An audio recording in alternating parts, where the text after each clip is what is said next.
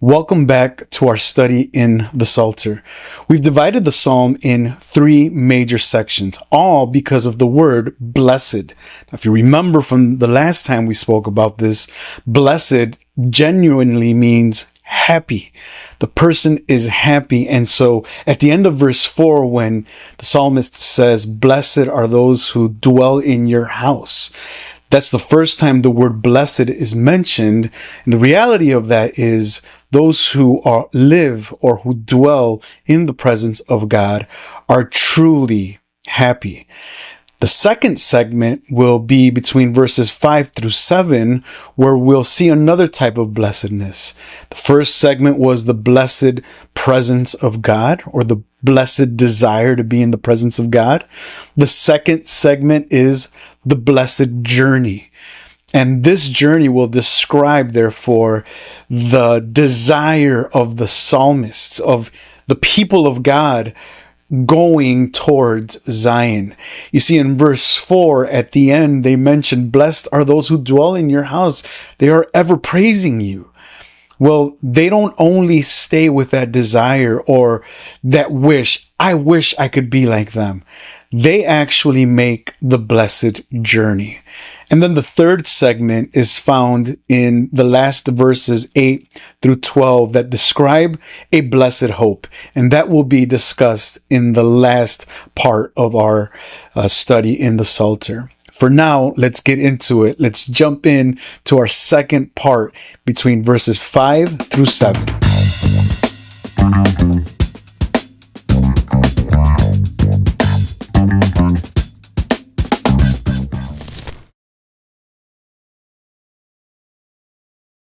Now, verses 5 through 7 begin with that very word, blessed. They're the ones that find the strength in the Lord. And in order for them to go towards the presence of God, in order for them to get to Mount Zion, they need God's strength. They find their ultimate strength in God, in the things of God, and even to pursue and to give their devotion towards God can only come by God's strength. So they're on their way. They're on the journey. They're not satisfied with only yearning to be there. They want to go. What's interesting about those on their way towards Zion, again, comes from this devotion. They've already described their devotion in the first segment of the psalm by describing the temple, the courts, the altar of God, and even his house. This is what they want. And this is what they need. And this is what propels them to push forward on this journey. This is why the famous Psalm 122 says, "I was happy when they told me, let's go to the house of the Lord." I was glad when they let me know that, because they've understood that to get there, they need to go through a journey. These people do not live in Zion. These people have a difficult circumstance, a difficult life separate from the immediate presence of God. And their sole desire is to get there. Even though if it's once a year during this end of the year celebration, as we've come to know the Feast of Tabernacles, they're on the way to spend their time in those courts at that presence of God. And they can't wait to jump into the journey. Verse 5 actually says, the highways are on their heart. This is common for them. This is the way towards God. The highways, the streets, they're well known to them, and it's in their heart. They yearn to get on this highway. It's as if we can see in our modern day, we know the destination to certain places. And in most cases, we know the 290, we know the 55, we know the 294 here in Chicago, or the 5 out in California, or whatever other major expressway or highway you can name. We know them and we're familiar with them because they take us to certain destinations that we would love to go. If you're in Chicago, you love going to downtown, and you take the Eisenhower, you take the 290. They know their way to Zion. Their heart is put on the highway. They know their way to Zion, and that's why the highways are on their heart. They're completely devoted. These are people devoted for the things of God. Whatever they have going on in their life at that moment pales in comparison. They want to be on their journey towards God. So they either stay and mourn their circumstance, their situation, their difficulty, their sad state, or they jump on the highway and they begin their journey towards Zion. But then verse 6 comes along, and verse 6 introduces us to this valley of Baca. It's a valley that was well known for those who were on their way to Zion. You see, if the highways are in their heart, it's not like the valley of Baca would catch them by surprise. Valley of Baca has been translated by many to mean a desert place, a deserted place, a valley of mourning, a valley of weeping. That's also part of its description.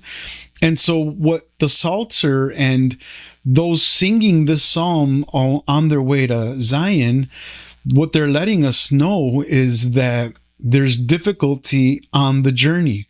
They will get on the highway, and although the excitement shows that they're ready to get there, ready to go to Zion, that excitement will also be met with difficulty, with oppression, with sadness, with tears, and with mourning. It's not easy to go to the presence of God, is basically what they're saying. Things will come up. The situation will come out. And as they go through this valley of Baca, this is what they'll face.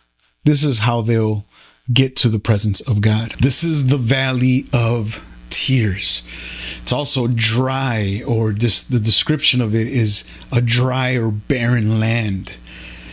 In order to get to Zion, they have to get through this. But the beauty, again, here is the poetic beauty of this, is that they're going through it. It's not the final destination. It's not as if they're only jumping on the highway to get to Zion, but will only end up in the valley of tears. And the reason it's not their final destination is because God has given them strength, right? At the beginning of verse 5, we see they're happy because their strength is in God. God will pull them through. And in that valley of Baca, the Psalter describes that verse 6 says, they will provide springs. They will bring the springs themselves. It's an interesting thought to know that people on their way to Zion, people that love God, people that are yearning for the presence of God, people that are extremely devoted to the things of God, while they're passing through difficult times, they bring up springs of living water. They turn that valley of dryness, of weeping, into a place of life. You know, it's always sad to go through difficult times and then tell somebody else and they just get sad with you and can't do anything about it. These people understand the difficulty, understand difficult times, and in the midst of difficult times, they remember where their strength is. And that's why they could turn that moment into a spring. In their deepest affliction, they are strengthened, and they turn their valley of Baca, their valley of weeping, into a place of joy. They bring about springs. God's people on the way can turn any hostile environment into a place of blessedness, to a place of joy. And this only occurs because they're strengthened in Him. And the rest of the verse says that in those moments, not only do the people make it a place of springs, but also God brings in rain. God brings in those rains that come in towards the end of the year. This is why we know this is during the time of the Feast of Tabernacles, the last feast that they celebrate.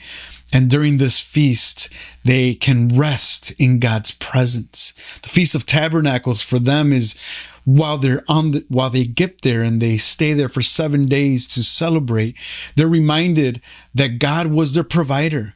And so the Feast of Tabernacles was really a moment of gratitude. It started on the Shabbat and it ended on a Shabbat. For 7 days, they thanked God for everything that God had provided for them during the year. The harvest is plentiful. The harvest that God provided was for them a sign that God was with them. And so when they're going to thank God, even in the midst of the valley of Baca, God provides these early rains. So turning this dry land into a spring of living water. This happens to God's people all the time because their joy is not in the situations or in life itself. If that was the case, we would have every right to be afflicted and brought down to depression because our circumstance changes. But for the Christian, and like the people of Israel, even if their circumstance changes, God doesn't change. Finally, verse 7 comes into the picture. We see the strength that the people of Israel have in God. They're strengthened in their notion and understanding of God, in their knowledge of God. God provides for them the springs. God provides the water. And God provides the strength. Verse 7 poetically says, they will go from strength to strength as they get closer to Zion, as they pass through the valley of Baca, as they're moving forward, going up the hill, and they can see the mountain, they can see the temple. They're being strengthened by God. They will go from strength to strength. God will lift them up. God will restore them. God will pull them through. Ultimately, friends, our final destination is not, we don't get there in our own strength. We don't get there with our own desire or devotion. Get there because God pulls us through and God provides the way to Zion. And so, friends, this becomes extremely important for us as Christians to understand that just like the people of Israel that understood where they were going and what would happen in those situations and the difficulty that they'll face, they ultimately have their source in what verse 1 says, the Lord of hosts, God Sabaoth, the one who will bring them through because he's powerful enough to do it. And so regardless of what this world provides as far as temporary happiness, these people understood that their situation and their moment in life couldn't compare to what God provides. Our ultimate happiness. Blessed are those who dwell in your house. Blessed are those whose strength is in you. These are the people that are truly happy. If you find or if you're looking for happiness separate from the things of God, it will only be temporary. And I can practically assure you or promise you that it will only be temporary. But for those who are devoted to the Lord, they will go from strength into strength, and they will always be blessed.